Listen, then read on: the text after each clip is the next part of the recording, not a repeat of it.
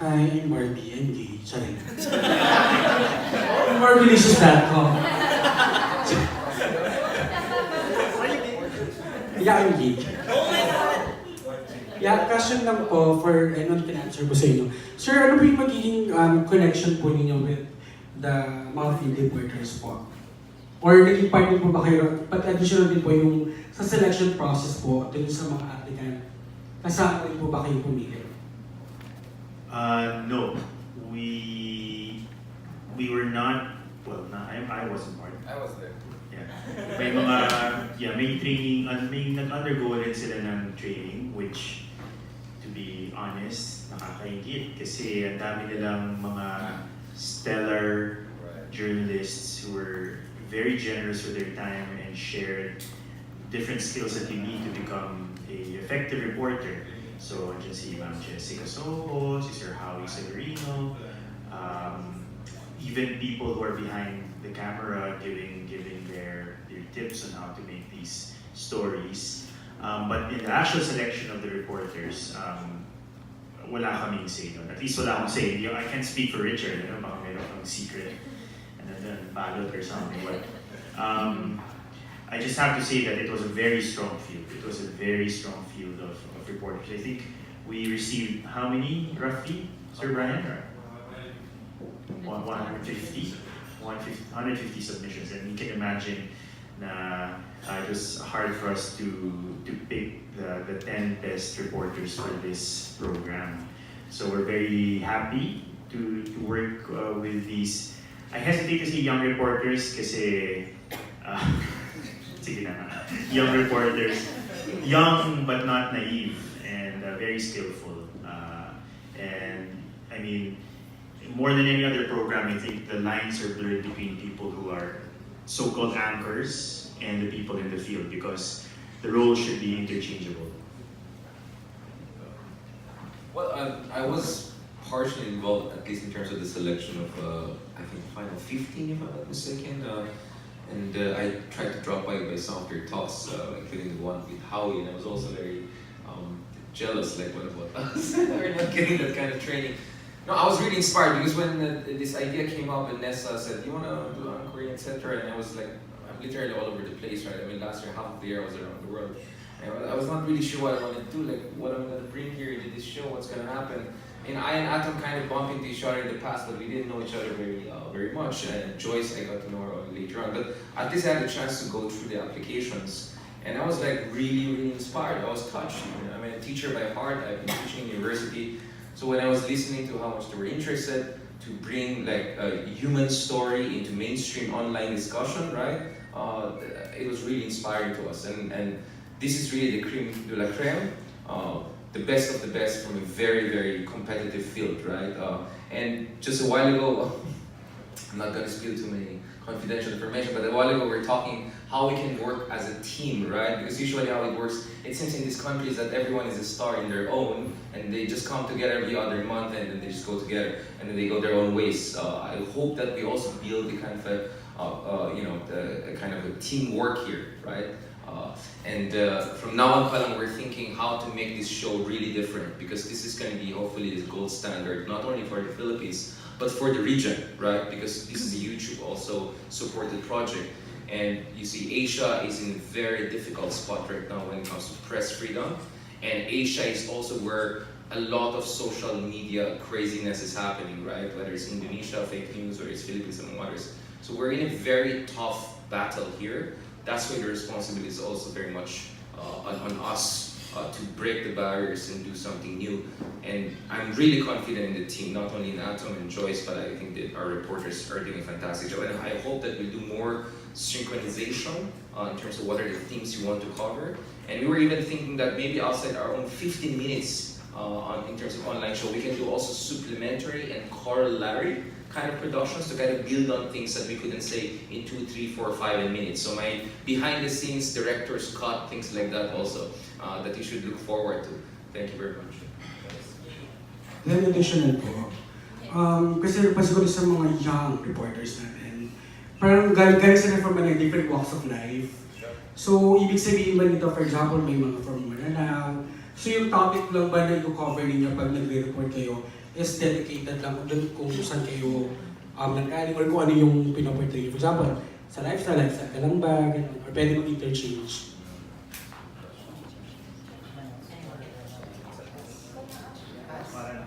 Magtuturo ako, sorry. Sige po, ayun ang answer. But yung understanding ko po is, halimbawa, ako po ay galing Marawi, but not only limited to Marawi stories, but along northern Mindanao and other nearby provinces and regions. Depende po yun sa budget na meron tayo sa Stand for Truth, but yun po yung commitment namin. We want to broadcast or we want to share stories, yung mga magagandang storya po na kapaki-pakinabang po sa buong Pilipinas po. So that's all. And Si senior high. sino nga? Senior high. Gen Z na yan. Gen Z. So, ayun po. Basically po yung mga news story na gagawin ko po ay more of relating to the Gen Z sa generation ko. So, we can attract more viewers sa newer generation kasi we are constantly evolving. So, we need to get more viewers. And I think this is a way to show that the youth is actually active in nation building and stuff like that. So, yeah, but I'll not just focus on student-based stories, but stuff that affects the youth in general and how it connects to the youth. Last na lang. Kasi may mga reporters tayo from GMA na, yun po, iba rin tinataak din ng path. For example, dati sila Ruth Capal, okay na lang, di ba? Tapos ngayon si Sir GT na tumatakbo as senator, sorry. So yung mga young reporters ba natin, definitely, dito rin ba tayo kukuha ng mga future reporters na pwedeng kunin GMA News? Yes, I don't think I can answer that question. Although I would say that obviously it would be a waste of time kung hindi ma-maximize yung storytelling skills ng new generation of reporters. I always say that even though we are separated by X number of years in terms of experience, once you make your story, it's a level playing field. Any one of us can produce a good story, and even more quote-unquote senior reporters and journalists can be susceptible to bad storytelling or lazy journalism. So I hope that with the advent of digital journalism, which we are basically getting into, Stand for Truth, the platforms become bigger and bigger so that more people can actually share their story. Kasi medyo crowded na rin sa television, let's admit it, parang we don't have a lot of room for news and public affairs programming. It's not just true for this organization, it's across different platforms. Pero yung online, parang ano pa yan, it's a very vast and evolving landscape.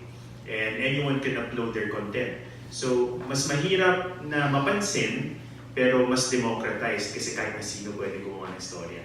So, yun yung maganda doon, yun yung potential gusto namin matang. Medyo nag-overlap itong show na with the election season, right? But we don't want this to be just a seasonal thing. So I think the more medium-term focus or the kind of long-term focus we have is hopefully to make this much more permanent, right? And show to the rest of perhaps the business model that this kind of things can actually work, right?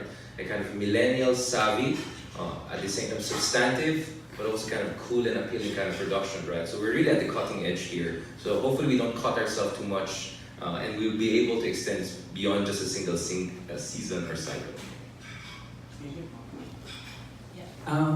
One question lang po. I don't know kung sino pwedeng sumagot. This is a 15-minute program. Can you walk us through with the format? Kung kasi pwede ba yung parang isang team lang ba siya for each episode, tapos doon magre-revolve yung bawat segments? How is it different from the regular news program or a news magazine program? Thank you. Honestly, the format is evolving. We are also learning as we go along. Guiding principles ng namin is you want it to be fresh, you want it to be different from what we usually see on television, you want to taken full advantage of the digital landscape or that kind of platform, because it's a little bit different, even though it's also visual. The way we consume online news and information is a little bit different.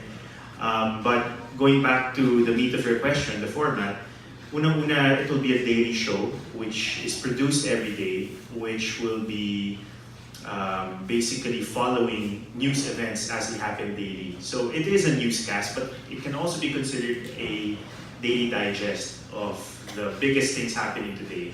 Like for people on the go, what do you need to know in 15 minutes? What happened today? What are the biggest stories? But more than the information, we provide the tools for critical analysis. So that's where Richard comes in. Na parang he provides context, additional information, so that hindi lang natin alam yung XYZ ng balita na ba? Who, what, when, where. You know, parang we get into like a deeper understanding of the news. Although again, 15 minutes is both long and short depending on how you look at it. Parang it's short in the sense na maraming nangyayari sa mundo. It's impossible to compress in 15 minutes. But it's long in the sense that 15 minutes online is a long time. Pag nanonood tayo ng video sa Facebook or YouTube, 10 seconds, 30 seconds. So to hold someone's attention for 15 minutes, that's already a big deal. And then beyond that, we also want to tap into other important aspects of our life online, which have to do with culture, which have to do with lifestyle, and getting inspired, and finding out what's going on in the Filipino music scene. So hopefully we can all bring that together into one coherent platform, so that it's kind of like a one-stop shop for everything that you need to know today. Thank you. Hi, Joyce. First off, ang dami-dami mo nang ginagawa. You have your own show. I mean, you're doing a lot outside GMA also. Where are you finding time for this? And can you tell us like a little backgrounder on what's going to be in your part of the program? Thank you for that question. And that's a constant question that I'm being asked. I honestly don't know where to find the time anymore. I usually spend my days where I would just get 3 or 4 hours of sleep because I do unang hirit every day. In the car. Yes, that's in the car, precisely. And sometimes my day would go, sabi nagkwento na ako, unang hirit, shoot in between an event at night, and then diretso na ako unang hirit ulit. But I think I also set certain rules with my management and with myself na this day I dedicate to shooting for my podcast and for the vlog and for social media. This day I said to just go to church and be with my family and with friends. And so I have personal block-offs talaga.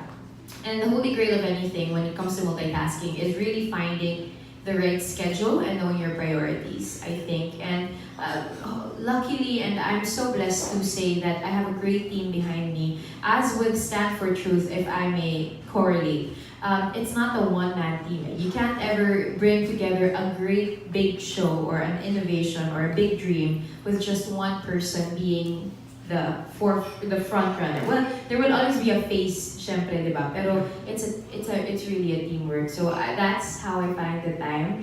And with this, like, actually, mahirap din yung segment ko kasi hindi ako in the studio. I'll be going to gigs. I go to events. So mamaya po, diretso ko after nitong vlog na natin. Diretso ko sa Pampanga for the Hot Air Balloon Festival because some of the 3 bands that we will be featuring for Stand for Truth, they're playing there, and I did a shoot already. I have 4 spades. We went to the band rehearsals. I did Sud. I went to the gig in Sagiho. So medyo kagulo talaga siya. But as Atom said, there always has to be a balance with everything. We want to be able to talk about the things that are going on in culture and pop culture and music, which are also very interesting. So there. And would that require you to actually interview them in them? Yeah, I interview them. So what we do with the segment is we tape. Maybe we have like 2 songs that we get to tape and then we play that on the show. And we also have a segment where I ask them a lot of interesting, hopefully, questions. Will you be working with one of these guys and gals? I'm not sure, but that's a great idea. Maybe one of these days we get to collaborate with them. I actually also write my own questions and how I do my interviews, so it would be great to work with a young reporter. So is it right to actually assume that they're mostly going to be in the reportage rather than a news segment, which is pretty much like lifestyle-ish? Mine kasi is more on feature and lifestyle, technology, culture, music, really a lot of music related stuff. So I'm guessing a lot of the reports and will be coming from them. But it's nice. I think that's what Atom and Richard were saying kanina. It's a constantly evolving concept. Since this is the first ever digital newscast that GMA News and Public Affairs is offering, there are a lot of spaces for us to change and to kind of like figure out ano bang gagawin natin dito. And I think also you guys might agree with me that that's the beauty of social media. There are no set rules as to how you're supposed to make content, what's right and what's wrong. It's really just about trying out this new creative thing, trying out this other creative thing, and then figuring out what really works best for your audience and for yourself. So, Thank you so much, Ms. Philippines. thank you very much. Questions? Do you have any more? Kate is from Ran